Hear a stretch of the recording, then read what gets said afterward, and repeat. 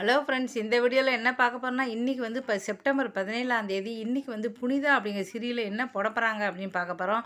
புனிதா அப்படிங்கிற சீரியலில் வந்து நகையெல்லாம் அம்மா வந்து கொடுக்கலான்னு போனாங்க. அதுக்குள்ளே வந்து பார்த்தீங்கன்னா, அவள் பையனுக்கு வந்து சுத்தமாக பிடிக்கல. பெரிய வந்து கற்றுன்னு கத்தினார். அப்புறம் புனிதா வந்து போயிடுறாங்க. உடனே வந்து கபிலர் வந்து சொல்கிறாரு, உங்ககிட்ட வந்து பார்த்தீங்கன்னா உன்னுடைய நகையை தான் வந்து பார்த்தீங்கன்னா நான் சேர்த்து வச்ச நகையெல்லாம் பற்றி பேசினேன் அப்படின்னு சொல்லி ஏதோ பேசுகிறாங்க ரெண்டு பேரும். அதை வந்து ஒளிஞ்சு நின்று அமுதா வந்து கேட்டுக்கிட்டே இருக்காங்க. அதுக்கப்புறம் காலில் வந்து கட்டை எடுத்து அதை திருப்பி போட்டு எல்லாம் செய்கிறார். அவள் அண்ணன் வந்து புனிதா புனிதான்னு வந்து அமுதா அமுதா நம்ம பின்னாலே சுற்றிட்டு இருந்தேன், இப்போ புனிதா புனிதான்னு சுற்றிட்டு இருக்கா, காலில் வந்து கட்டு போட்டு எல்லாம் செய்கிறானே சொல்லி வயிறு எரியுது. நாத்தனார் குடும்பம் வந்து ஆரம்பிச்சாச்சு சொல்லலாம் வந்து பார்த்துக்கிட்டு இருக்காங்க. அதே சமயம் ஆஃபீஸ்லேருந்து எல்லோரும் வராங்க. அப்போ வந்து சொல்கிறாங்க, இப்போ உங்கள் வீட்டுக்காரர் தானே அதில் சிஆர் இருக்காருக்கு அப்படின்னு சொல்லி சிஓவாக இருக்காரு அப்படின்னு சொல்கிறாங்க. இதை பார்த்துட்டு வந்து பார்த்தீங்கன்னா அவள் அப்போ தம்பிக்கு வந்து வயிறு எரியுது. இதுக்கப்புறம் வந்து புனிதா என்ன செய்ய போகிறாங்க, ஒரு வேலையை ஏற்கனவே வேலையை ரிசைன் பண்ணுறேன் அப்படின்னு சொல்லி கபிலன் வந்து சொல்லிட்டாரு.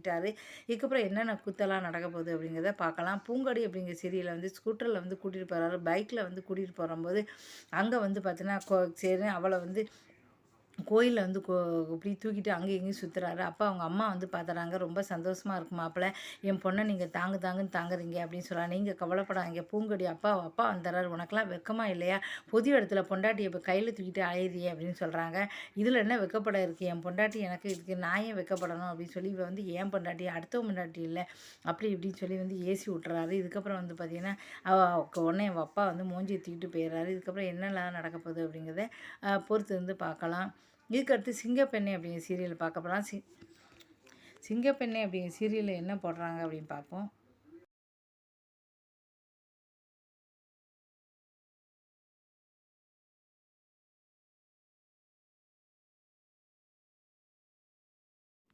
சிங்கப்பெண்ணை அப்படிங்கிற சீரியலில் என்ன போட போகிறாங்க பார்க்க போகிறோம். சிங்கப்பெண்ணை அப்படிங்கிற சீரியலில் இப்போ வந்து பார்த்திங்கன்னா மகேஷ் வந்து அன்பு வந்து என்ன அடித்து வீட்டில் வந்து சொல்கிறாரு. இப்போ வந்து பார்த்தீங்கன்னா இப்போ மித்ரா வந்து சொல்கிறாரு, அன்பு இவ கழுத்தில் தாலி கட்டுறந்தனே நீ விடாத மகேஷ், வீட்டில் போய் சொல்லி அவளை என்ன அடித்து எப்படியாவது தாலி கட்ட வச்சிரு அப்படின்னு சொல்கிறாங்க.